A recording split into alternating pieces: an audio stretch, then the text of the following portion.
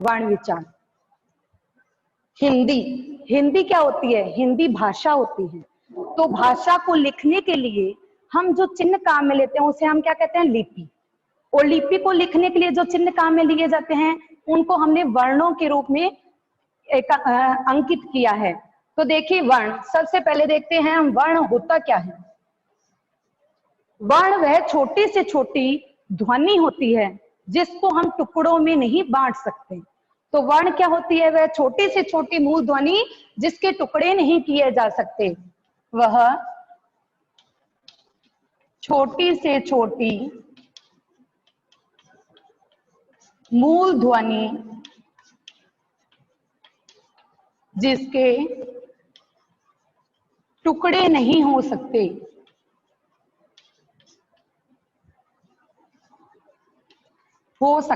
उसे हम क्या कहते हैं? उसे हम वर्ण कहते हैं।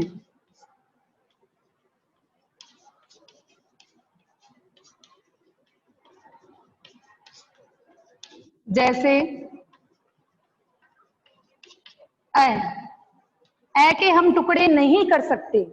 इसके बाद में देखिए क का मतलब आधा क। इस हलंत का मीन से क्या होता है कि ये आधा क है, इसमें स्वर मिक्स नहीं है।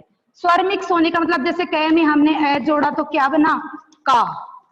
तो इस का को हम तोड़ सकते हैं। का को हम क्या कर सकते हैं? तोड़ सकते हैं। इसलिए वर्ण क्या कहलाता है? क, यानी मूल ध्वनि जहां से अन्य वर्ण बनते हैं।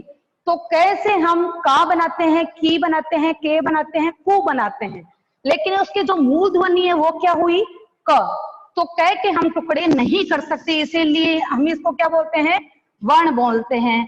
ख, ग, तो ये क्या हो गए? वर्ण हो गए। तो अब आप समझ गए होंगे वर्ण किसे कहते हैं। वह छोटी से छोटी मूल ध्वनि जिसके हम टुकड़े नहीं कर सकते उसे हम वर्ण कहते हैं। वर्णों को हम दो पार्ट में डिवाइड करते हैं।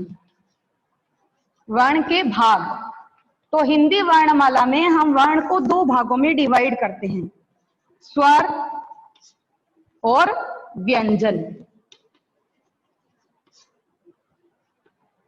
अब एक शब्द और है अपने पास, वर्णमाला। जिस प्रकार देखिए हम फूलों को एक माला में पिरो देते हैं तो वो माला बन जाती है ना, फूलों को एक धागे में पिरो देते हैं तो वो माला बन जाती है। उसी प्रकार वर्णों को एक जगह इकट्ठा करके उनको पंक्ति में लिख दिया जाता है तो उसे हम क्या कहते हैं? वर्णमाला। तो हिंदी वर्णमाला में स्वर और व्यंजनों को मिलाकर क्या बनी है? वर्णमाला। स्वर और व्यंजन इन दोनों को मिलाकर क्या बनी? वर्णमाला बनी। तो ये देखिए स्वर और ये है व्यंजन। स्वर आपको पता है ए, आ, ई, उ, री, ए, आई, ओ, औ। ये अपने पास क्या है? स्वर है। इनकी संख्या कितनी होती है? 11 होती है। ए, आ, ई, उ, री, ए, आई, ओ, औ। तो स्वरों की संख्या कितनी हो गई अपने पास? 11 हो गई। इन स्वरों को भी हम 3 पार्ट में डिवाइड करते हैं। एक बार अपन फिर से यहां तक का समझ लेते हैं। अपने पास वर्ण था, वह छोटी से छोटी ध्वनि जिसके टुकड़े नहीं हो सकते उसे हम वर्ण कहते हैं। वर्ण कौन से होते हैं? क, ख, ग। इस हलंत का मतलब क्या होता है कि इसमें स्वर मिक्स नहीं है, ये आधा है। क आधा है, ख आधा है। अब आधे क्या है कि अपन कोई टुकड़े नहीं कर सकते। ग है, ग के टुकड़े नहीं हो सकते तो इसे हम वर्ण बोलते हैं। वर्णों को हम फिर 2 भागों में डिवाइड करते हैं, स्वर और व्यंजन। एक शब्द और अपने पास वर्णमाला। तो वर्णमाला किससे बनकर बनती है? स्वर और व्यंजन। स्वर और व्यंजनों के योग से क्या बनी? वर्णमाला बनी। तो ये अपने पास स्वर आए हैं 11, ए, आ, ई, उ, री, ए, आई, ओ, औ। यहां तक उम्मीद करती हूं कि सबको समझ में आ गया होगा। इसके बाद देखिए हम सबसे पहले लेते हैं स्वर को। अपने पास 2 पार्ट आए, स्वर और व्यंजन। सर्वप्रथम हम लेते हैं स्वर। स्वर को हमने फिर 3 पार्ट में डिवाइड किया। नंबर 1 ह्रस्व स्वर, नंबर 2 दीर्घ स्वर, नंबर 3 प्लुत। और अपने पास स्वरों की संख्या कितनी थी? 11। अ, आ, ई, उ, री, ए, आई, ओ, औ। अब आपके मन में एक विचार आता होगा कि अंग और अह भी तो हम स्वरों में लिखते हैं, कि मैडम ने उनको क्यों नहीं स्वरों में लिया? तो अंग और अह क्या है? एक ध्वनि है जो कि हम अयोगवाह में लेंगे। अंग और अह किस में आएंगे? अयोगवाह में। वो भी हम नेक्स्ट पढ़ेंगे इससे आगे। तो अभी हम देखते हैं ह्रस्व, दीर्घ और प्लुत स्वर। सबसे पहले हम आते हैं ह्रस्व स्वर। ये होते हैं प्रारंभिक स्वर या मूल ध्वनि। इसमें है ए, ई, उ और री। इसकी संख्या कितनी हो गई? 4। अपने पास कितने थे? 11 थे। 11 में से 4 हमने किसको दे दिए? ह्रस्व स्वर को। नेक्स्ट देखिए दीर्घ स्वर। दीर्घ स्वर में आ, ई, उ, ए, आई, ओ, औ। इसकी संख्या कितनी हो गई? 7। 7 और 4 4 कितने हो गए? 11। टोटल कितने स्वर अपने पास आए? 11 है। तो इसमें से ह्रस्व को अपने कितने दिए? 4। यानी ये मूल स्वर है, इससे दीर्घ बन सकते हैं। जैसे ए में ए जोड़ा क्या बना? आ। ई में ई जोड़ी ई। उ में फिर उ जोड़ा उ। री अपने पास स्वतंत्र रूप से है, ए, आई और ओ, औ। इसके उच्चारण में हमें ह्रस्व से दुगना समय लगता है। तो अगर आपको ह्रस्व की परिभाषा पूछ ली जाए तो आप ह्रस्व की परिभाषा क्या लिखोगे? कि यह एक मूल ध्वनि है, इसके उच्चारण में हमें बहुत कम समय लगता है और इसका उच्चारण है वो स्वतंत्र रूप से होता है। ये तो गए ह्रस्व स्वर। और दीर्घ स्वर की आपको परिभाषा पूछ ली जाए तो आपको बताना है कि ह्रस्व स्वर से दुगना समय लगता है इसके उच्चारण में। यानी दीर्घ स्वर वे स्वर होते हैं जिनके उच्चारण में हमें ह्रस्व स्वर से दुगना समय लगता है। ये तो हो गए ह्रस्व और दीर्घ। अपने पास टोटल 11 स्वर थे, हमने इन दोनों को बांट दिया। अब रह गया प्लुत स्वर, यह अकेला रह गया। लेकिन इसमें इसका यूज बहुत कम होता है। ये पुराणों में, धार्मिक ग्रंथों में, रामायण में, महाभारत में इसका उपयोग होता है। यानी ह्रस्व स्वर से तिगुना समय लगता है। इसका साइन ही है 3 यानी तिगुना। इसमें ह्रस्व स्वर से 3 गुना समय हमें लगता है। किसमें? प्लुत स्वर में। जैसे देखिए ओम, राम। तो ओम राम इसमें हमें बोलने में तिगुना समय लग रहा है। एक तो जैसे हम ए बोल रहे हैं, एक हम बोल रहे हैं ओम, तो ये हमारे जोर से निकली है ये ध्वनि। तो ये वेदों में, पुराणों में और श्लोक में, ग्रंथों में, इनमें ये शब्द, ये स्वर है वो काम में लिया जाता है। इसमें ह्रस्व से तिगुना समय लगता है और इसका साइन भी देखिए तिगुना, यानी 3 बना के ऐसे किया हुआ है, तिगुना समय लगता है। किससे? ह्रस्व स्वर से तिगुना समय। तो यहां तक उम्मीद करती हूँ क्लियर हो गया होगा। इसके बाद देखिए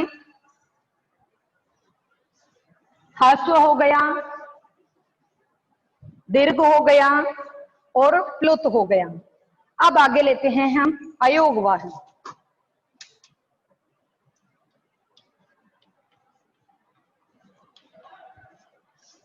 ये जो ध्वनियां थी जो मैंने आपको बताई, अंग, एक अपने पास है चंद्रबिंदु और एक है अह, जिसको हम विसर्ग बोलते हैं।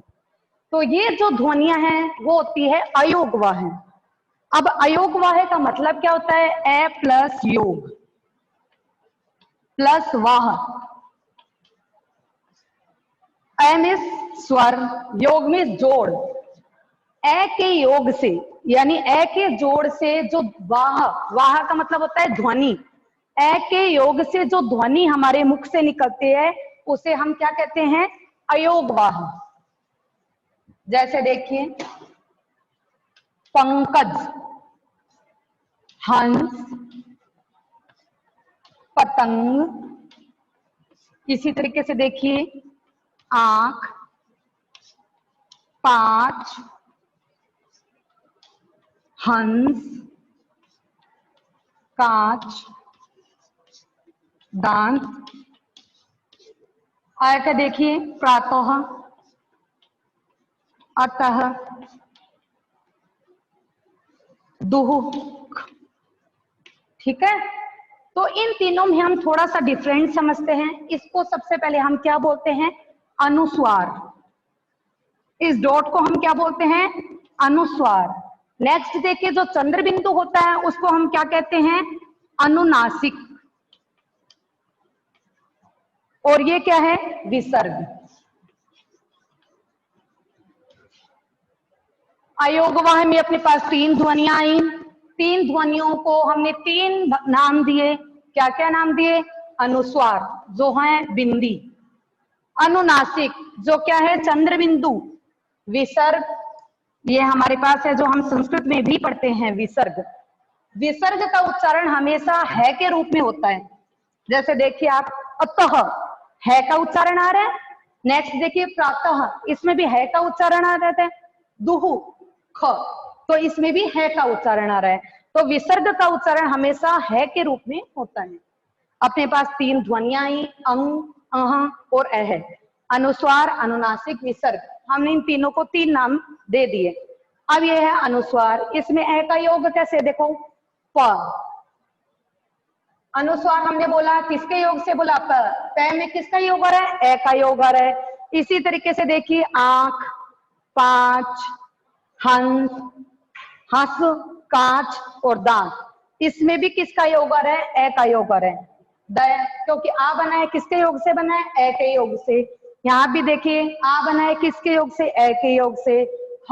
है में भी ए आ रहा है, पा में भी आ रहा है जो कि किसके योग से बनता है, ए के योग से। इसी तरीके से देखिए आंख, आंख में आ रहा है, ये भी किसके योग से बना, ए के योग से।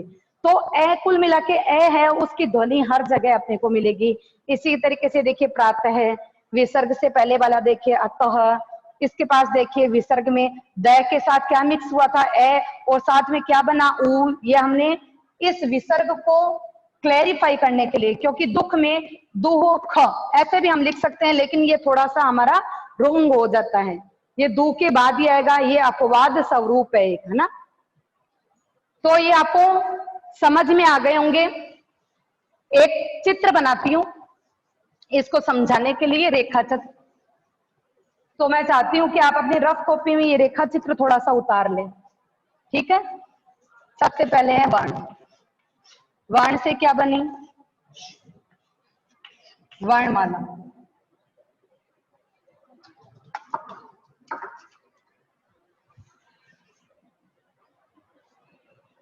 वर्ण, वर्ण से क्या बनी, वर्णमाला। ठीक है, वर्णमाला किसके योग से बनी, स्वर और व्यंजन। ठीक है, स्वर है, उनकी संख्या कितनी थी, 11 है।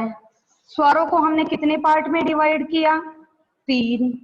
कौन कौन से भाग, ह्रस्व स्वर,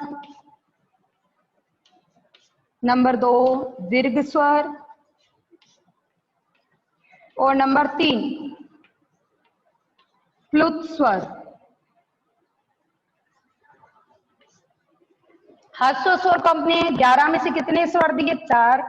दीर्घ को हमने कितने दिए, 7। और इसका निशान अपने पास क्या है, 3 में से ये ऐसे करके यानी 3 गुना। स्वर देख लेते हैं, 11 ए, आ, ई, उ, री, ए, आई, ओ, औ। ये अपने पास 11 स्वर थे। ये थी स्वरों की रचना। इसके बाद में एक थोड़ा सा छोटा सा रेखा चित्र आप साइड में बना सकते हैं। ये अपने वर्ण को क्लियरिफाई किया है, स्वर और व्यंजन को, स्वरों को हमने डिवाइड किया है। इसके बाद में देखिए अयोगवाह। अयोगवाह लिख के आप लिखिए, नंबर 1 अनुस्वार, अनुस्वार की चिन्ह लगा लीजिए। नंबर 2 अनुनासिक, अनुनासिक आप चिन्ह लगा लीजिए। नंबर 3 विसर्ग, विसर्ग का चिन्ह आप लगा लीजिए। अब अनुस्वार और अनुनासिक में एक छोटा सा भेद है कि अनुस्वार को बोलते समय हमारा जो उच्चारण है वो फटाफट निकल जाता है, मुख में रुकावट नहीं होती, जबकि अनुनासिक बोलते समय हमारे नाक और मुंह दोनों जगह से आवाज आती है, और इसमें अनुस्वार में खाली नाक से। जैसे देखिए हंस, तो इसमें खाली हमारे नाक से आवाज आई है, मुंह से उच्चारण है पर आवाज क्या आई है, नाक से आई है, हंस। नेक्स्ट देखिए अनुनासिक, इसी को मैं थोड़ा सा आपको बता देती हूँ। हंस, हंस बोला तो नाक और मुंह से बराबर हमारे आवाज आई है, इसीलिए ये इतना सा इसमें भेद है कि इसमें बोलते समय जो आवाज है वो हमारे नासिका से निकलती है, और अनुनासिक में हमारे मुख और नाक दोनों से स्वर का उच्चारण होता है। तो बच्चों आज हम यहां तक ही पढ़ेंगे, क्योंकि अगर मैं ज्यादा आपको समझा दूंगी तो आपके समझ में कुछ भी नहीं आएगा। हम आज स्वर तक ही पढ़ेंगे। कल हम अपने व्यंजन पढ़ेंगे, एक चित्र के माध्यम से आपको पूरा व्यंजन समझाऊंगी मैं, ठीक है। तो इसमें से अगर किसी को आपको कुछ पूछना है तो आप